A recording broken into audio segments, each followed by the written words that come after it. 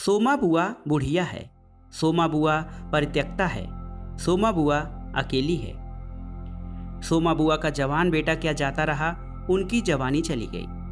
पति को पुत्र वियोग का ऐसा सदमा लगा कि वह पति पत्नी घर बार तज कर तीर्थवासी हुए और परिवार में कोई ऐसा सदस्य नहीं था जो उनके एकाकीपन को दूर करता। पिछले 20 वर्षों से उनके जीवन की इस एक रास्ता में किसी प्रकार का कोई व्यवधान उपस्थित नहीं हुआ, कोई परिवर्तन नहीं आया। यूँ हर साल 1 महीने के लिए उनके पति उनके पास आकर रहते थे, पर कभी उन्होंने पति की प्रतीक्षा नहीं की, उनकी राह में आंखें नहीं बिछाई। जब तक पति रहते उनका मन और भी मुरझाया हुआ रहता, क्योंकि पति के स्नेहहीन व्यवहार का अंकुश उनके रोजमर्रा के जीवन की अबाध गति से बहती स्वच्छंद धारा को कुंठित कर देता।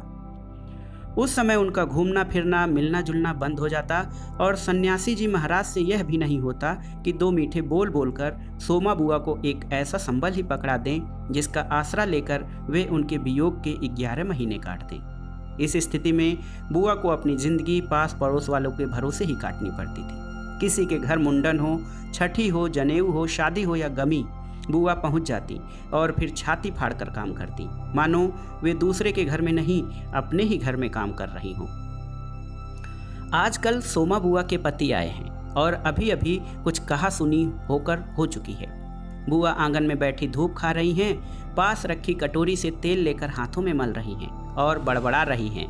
इस 1 महीने में अन्य अवयवों के शिथिल हो जाने के कारण उनकी जीभ ही सबसे अधिक सजीव और सक्रिय हो उठती है। तभी हाथ में एक फटी साड़ी और पापड़ लेकर ऊपर से राधा भाभी उतरी। क्या हो गया बुआ, क्यों बड़बड़ा रही हो?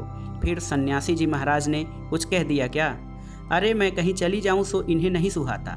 कल चौक वाले किशोरी लाल जी के बेटे का मुंडन था, सारी बिरादरी का न्योता था। मैं तो जानती थी कि ये पैसे का गरूर है कि मुंडन पर सारी बिरादरी को न्योता है, पर काम उन नई नवेली बहुओं से संभलेगा नहीं, सो जल्दी ही चली गई।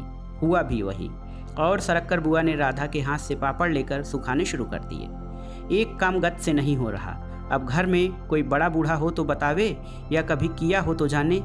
गीत वाली औरतें मुंडर पर बन्ना बन्नी गा रही थी। मेरा तो हंसते हंसते पेट फूल गया और उसकी याद से कुछ देर पहले का दुख और आक्रोश धुल गया।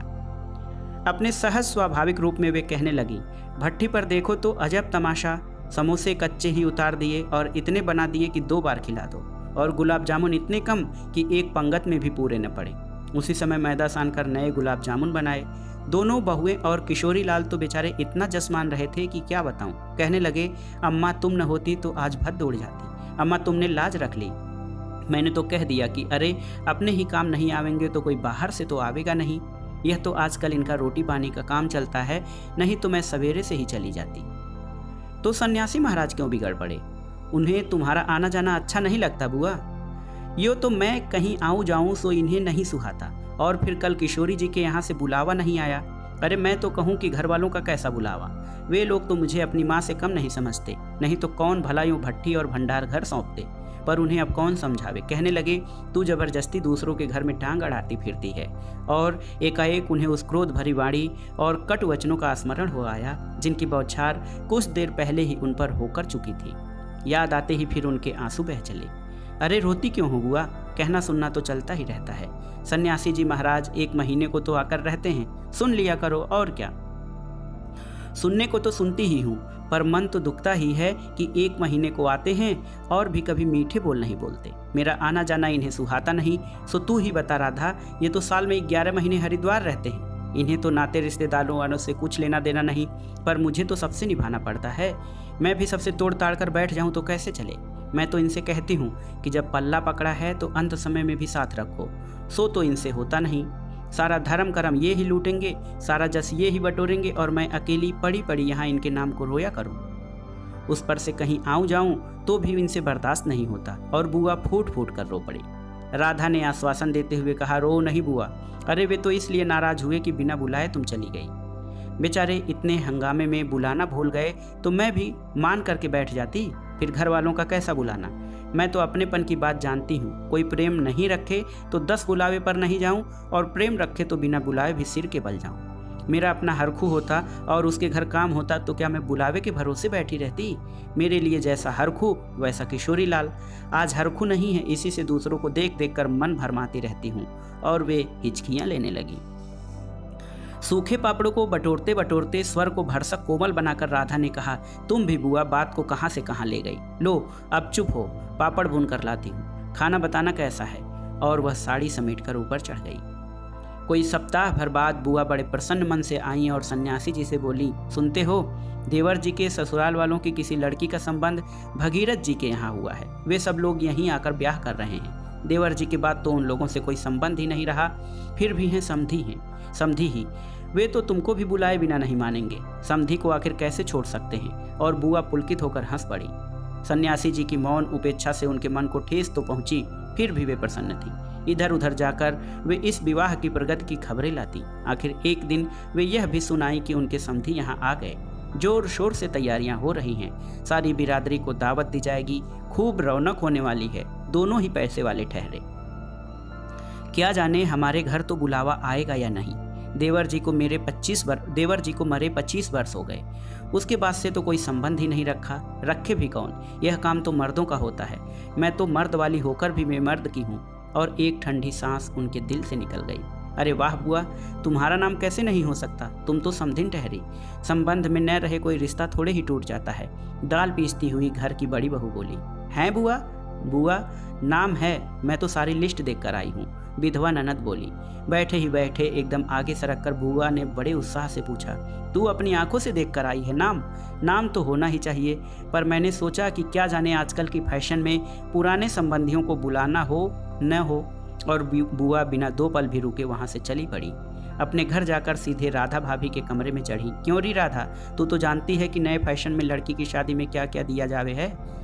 समधियों का मामला ठहरा, सो भी पैसे वाले। खाली हाथ जाऊंगी तो अच्छा नहीं लगेगा। मैं तो पुराने जमाने की ठहरी।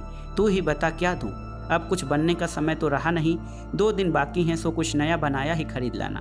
क्या देना चाहती हो अम्मा? जेवर, कपड़ा या श्रृंगारदान या कोई चांदी की चीजें? मैं तो कुछ भी नहीं समझू रही। जो कुछ पास है तुझे लाकर दे देती हूँ। तू जो ठीक समझे ले आना, बस भद्द नहीं उड़नी चाहिए। अच्छा देखूं पहले कि रुपए कितने हैं। और वे डगमगाते कदमों से नीचे आईं। 2-3 कपड़ों की गठरियां हटाकर एक छोटा सा बक्स निकाला। बड़े जतन से उसे खोला। उसमें 7 रुपए, कुछ रेजगारी पड़ी थी और एक अंगूठी। बुआ का अनुमान था कि रुपए कुछ ज़्यादा होंगे, पर जब 7 ही रुपए निकले तो सोच में पड़ गई। रईस समधियों के घर में इतने रुपए से तो बिंदी भी नहीं लगेगी। उनकी नज़र अंगूठी पर गई। यह उनके मृत पुत्र की एकमात्र निशानी उनके पास रह गई थी। बड़े बड़े आर्थिक संकट के समय वे उस अंगूठी का मोह नहीं छोड़ सकी थी। आज भी एक बार उसे उठाते समय उनका दिल धड़क गया। फिर भी उनके 5 रुपए और वह अंगूठी आंचल में बांध ली। बक्स को बंद किया और फिर ऊपर को चली। पर इस बार उनके मन का उत्साह कुछ ठंडा पड़ गया था और पैरों की गति शिथिल। राधा के पास जाकर बोले, रुपए तो नहीं निकले बहू, आए भी कहाँ से? मेरे कौन कमाने वाला बैठा है? उस कोठरी का किराया आता है, उसमें तो 2 समय की रोटी निकल जाती है जैसे तैसे। और वे रो पड़ी। राधा ने कहा, क्या करूं बुआ, आजकल मेरा भी हाथ तंग है, नहीं तो मैं ही दे देती। अरे पर तुम देने के चक्कर में पड़ती ही क्यों हो? आजकल तो देने लेने का रिवाज ही उठ गया है। नहीं रे राधा, समधियों का मामला ठहरा। 25 बरस हो गए तो वे भी नहीं भूले और मैं खाली हाथ जाऊं? नहीं, इससे तो न जाऊं सो ही अच्छा। तो जाओ ही मत। चलो छुट्टी हुई, इतने लोगों में किसे पता लगेगा कि आई या नहीं। राधा ने सारी समस्या का सीधा सा हल बताते हुए कहा, बड़ा बुरा मानेंगे, सारे शहर के लोग जावेंगे और मैं समधिन होकर भी नहीं जाऊंगी तो यही समझेंगे कि देवर जी मरे तो संबंध भी तोड़ लिया। नहीं, तू यह अंगूठी बेच ही दे। और उन्होंने आंचल की गांठ खोलकर एक पुराने जमाने की अंगूठी राधा के हाथ पर रख दी। फिर बड़ी मिन्नत के स्वर में बोली, तू तो बाजार जाती है राधा, इसे बेच देना, जो कुछ ठीक समझे खरीद लेना, बस शोभा रह जावे इतना ख्याल रखना। गली में बुआ ने चूड़ी वाले की आवाज़ सुनी तो एकाएक ही उनकी नज़र अपने हाथ की भद्दी मटमैली चूड़ियों पर जाकर टिक गई। कल समधियों के यहाँ जाना है, जेवर नहीं तो कम से कम कांच की चूड़ी तो अच्छी पहन लें। पर एक अत्यंत लाज ने उनके कदमों को रोक दिया, कोई देख लेगा तो।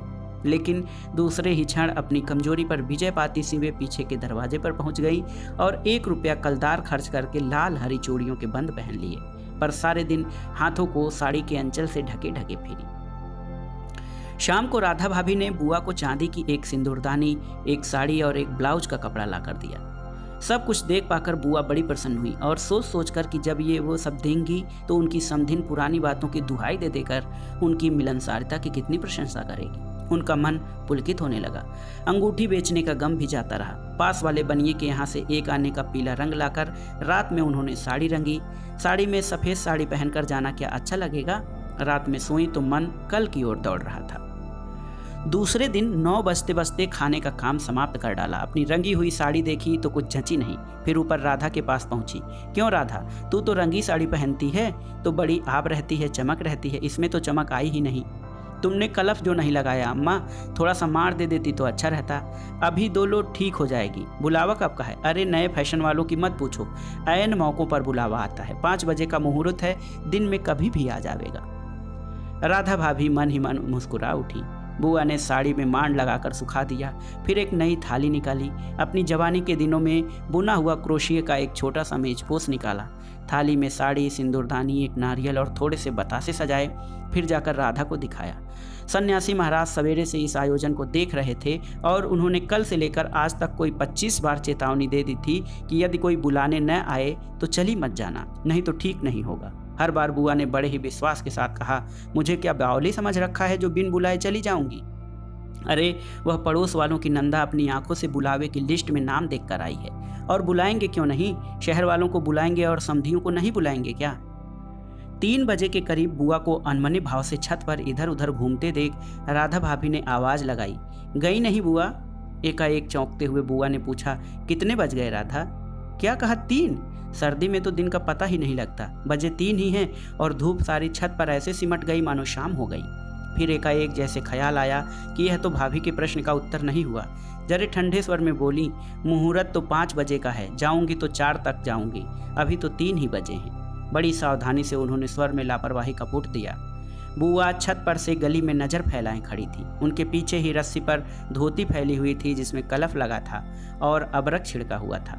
अबरक के बिखरे हुए कण रह रहकर धूप में चमक जाते थे, ठीक वैसे ही जैसे किसी को भी गली में घुसता देख बुआ का चेहरा चमक उठता था। 7 बजे के धुंधलके में राधा ने ऊपर से देखा तो छत की दीवार से सटी गली की ओर मुंह किए एक छाया मूर्ति दिखाई दी। उसका मन भर आया। बिना कुछ पूछे इतना ही कहा, बुआ सर्दी में खड़ी खड़ी यहाँ क्या कर रही हो? आज खाना नहीं बनेगा क्या? 7 तो बज गए। जैसे एकाएक नींद में से जागते हुए बुआ ने पूछा, क्या कहा? 7 बज गए। फिर जैसे अपने से ही बोलते हुए पूछा, पर 7 कैसे बज सकते हैं? मुहूर्त तो 5 बजे का था। और फिर एकाएक ही सारी स्थिति को समझते हुए स्वर को भरसक संयत बनाकर बोली, अरे खाने का क्या है, अभी बना लूंगी, 2 जनों का खाना है, क्या खाना और क्या पकाना। फिर उन्होंने सूखी साड़ी को उतारा, नीचे जाकर अच्छी तरह उसकी तह की, धीरे धीरे हाथों की चूड़ियाँ खोली, थाली में सजाया हुआ सारा सामान उठाया और सारी चीज़ें बड़े जतन से अपने एकमात्र संदूक में रख दी और फिर बड़े ही बुझे हुए दिल से अंगीठी जलाने लगी। तो ये थी दोस्तों मन्नू भंडारी की हिंदी कहानी अकेली। कहानी आपको कैसी लगी हमें कमेंट बॉक्स में ज़रूर बताइएगा। कहानी सुनने के लिए धन्यवाद दोस्तों, नमस्कार।